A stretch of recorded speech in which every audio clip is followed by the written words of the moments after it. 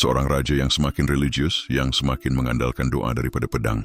Bab 6. Wasiat Sang Raja. Tahun 1038, usia Stephen sudah renta. Tubuhnya lemah, namun imannya tak tergoyahkan. Di tempat tidurnya ia mengumpulkan para uskup dan bangsawan. Dengan suara pelan tapi mantap, ia menyerahkan kerajaannya kepada perawan Maria. Negeri ini bukan milikku, katanya, tetapi milik Tuhan dan ibunya.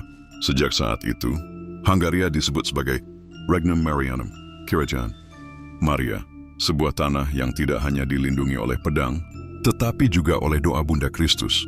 Tak lama setelah itu, pada tanggal 15 Agustus, Raja Stephen menghembuskan napas terakhir. Seluruh negeri berduka. Dentang lonceng berbunyi di gereja-gereja.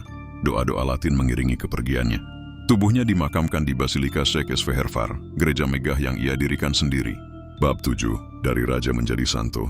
70 tahun kemudian, pada tahun 1103, Paus Gregorius VII mengangkat Stephen sebagai Santo Stephen dari Hungaria. Putranya Imre juga dinyatakan kudus. Bersama mereka, penasihat rohaninya Santo Gerard menjadi bagian dari lingkaran suci bangsa Hungaria. Kini, Stephen bukan hanya raja, tetapi bapak spiritual.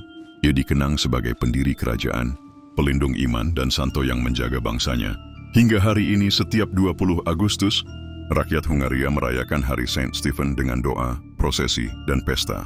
Bukan sekadar hari raya agama, tetapi hari lahir bangsa mereka. Penutup warisan abadi, Stephen pernah meninggalkan jejak yang lebih kuat daripada benteng dan pedang. Ia meninggalkan sebuah kerajaan Kristen yang bertahan berabad-abad. Ia meninggalkan hukum, iman, dan identitas yang menjadikan Hungaria bagian penting dari Eropa. Mahkota sucinya masih disimpan dengan hormat. Bukan hanya sebagai hiasan emas, tetapi sebagai simbol dari doa seorang raja yang menyerahkan tanahnya pada Maria. Dan kata-katanya tetap abadi. Kekuasaan sejati bukan datang dari kekuatan, tetapi dari pengampunan dan iman.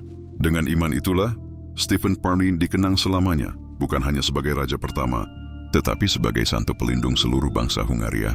Warisan Raja Stephen Army, batu fondasi Hungaria. Ketika Raja Stephen Parry menghembuskan napas terakhir pada tahun 1038, dunia seakan berhenti sejenak di tanah Pannonia.